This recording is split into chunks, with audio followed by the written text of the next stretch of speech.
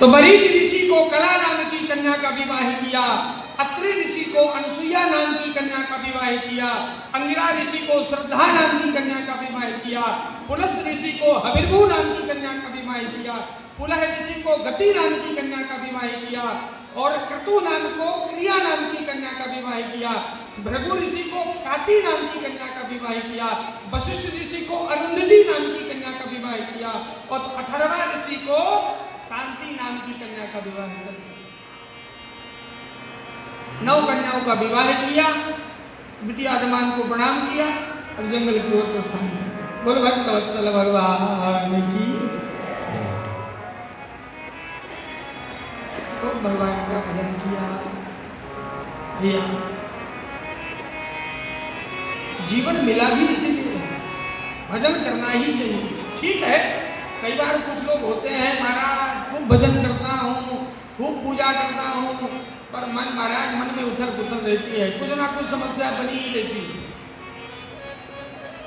आते हैं हमारे पास, हम तो पहले ही हाथ जोड़ लेते हैं, जाओ भगवान का भजन करो, चक्कर में मत पड़ो, साहब बढ़िया हो जाए। पर जब ज्यादा ही कोई परेशान किया तो फिर उसका मार्गदर्शन ही करते हैं।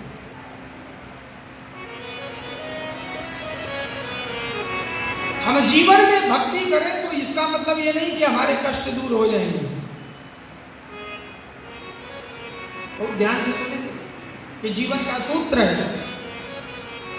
हाँ, भगवान करुणा कृपा करके आपके कष्ट को कम कर दें या समाप्त कर दें, ये तो उसकी भक्त वत्सलता है।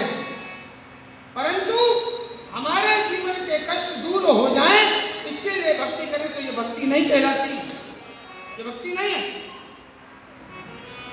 ये तो स्वार्थ है। मैं दुकान में गए, 2 रुपए दिया और 2 रुपए की वस्तु ले ली, तो दुकानदार और आपका कोई संबंध रहा क्या? अरे 10 रुपया लेके गए, भैया 10 रुपए का टमाटर दे दो, दुकान वाले ने टमाटर दे दिया। अब दुकान वाले को और आपका कोई संबंध है, आपने उसका मूल्य दे दिया, बात खत्म। तो ये भक्ति नहीं कहलाती। भक्ति का मतलब है निष्काम भक्ति।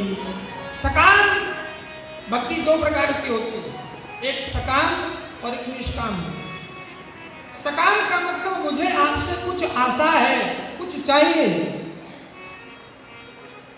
मुझे आपसे कुछ चाहिए, कुछ आशा है। पर निष्काम का मतलब मुझे आपसे कुछ नहीं चाहिए, बस आपकी करुणा कृपा, आपका वरद हस्त, आपकी कृपा में छत्र छाया में जीवन चलता रहे, बस यही मेरी आशा है। और जीवन का मूल, जीवन का आनंद भी इसी में है महाराज। तो भक्ति भाव के साथ भगवान का नाम स्मरण करें, चिंतन करें, भगवान का वंदन करें खूब आनंद से, और भगवान से कहें प्रभु मेरे जीवन में भैया धूप निकलती है, छाता नहीं है, धूप निकलती है, सूर्य को शांत नहीं कर सकते हैं, छाता नहीं है, कोई बात नहीं है, पर कम से कम भगवान की कृपा से कोई वृक्ष मिल गया। और भी अनेक उपाय हैं धूप से बचने के। ठीक उसी प्रकार भगवान नाम का स्मरण करते हुए, भगवत चिंतन करते हुए भगवान से कहना चाहिए प्रभु आपकी करुणा कृपा की छाया में जीवन चलता रहे और मेरे घर में सुख शांति समृद्धि बनी रहे, बस यही आशा है। और इतना कहें, निश्चित महाराज एक ना एक दिन भगवान की करुणा कृपा बरसने लगेगी। बोल भक्त वत्सल भगवान की जय।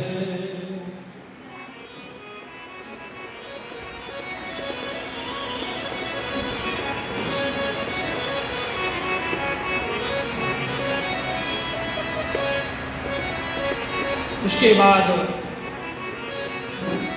कर्दम ऋषि जब वन में चले गए तो माता देवहूति ने बड़ा सुंदर प्रार्थना किया है। किनकी प्रार्थना की? अपने बेटे से प्रार्थना की। बेटे को जानती है माता देवहूति कि मेरे घर में कपिल मुनि के रूप में भगवान ही अवतार लेकर के आए हैं। तो कपिल मुनि से माता देवहूति ने प्रश्न किया, बड़ा सुंदर प्रश्न है। प्रश्न देवहूति कहती है,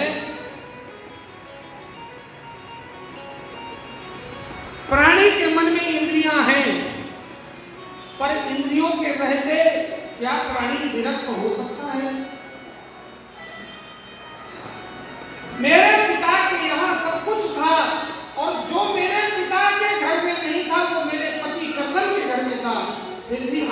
मेरी इंद्रियां तृप्त नहीं हुई। क्यों? मेरे पिता एक राजा है, मैं एक राजकन्या हूं, और एक राजा के पास क्या चीज की कमी है? सब कुछ है। मेरे पति स्वामी करदम के पास कामद विमान था, जो कुछ चाहती सो मुझे मिलता था, और आज तक मन कभी शांत नहीं हुआ, इंद्रियां कभी तृप्त नहीं हुई। क्या कारण है? मन एकाग्र क्यों नहीं हो रहा? यहां कपिल मुनि ने सांख्य शास्त्र सुनाया, सांख्य शास्त्र का उपदेश किया। बड़ा अद्भुत है सांख्य शास्त्र। केवल 2-4 दिन केवल सांख्य शास्त्र बोलने के लिए चाहिए, तब आनंद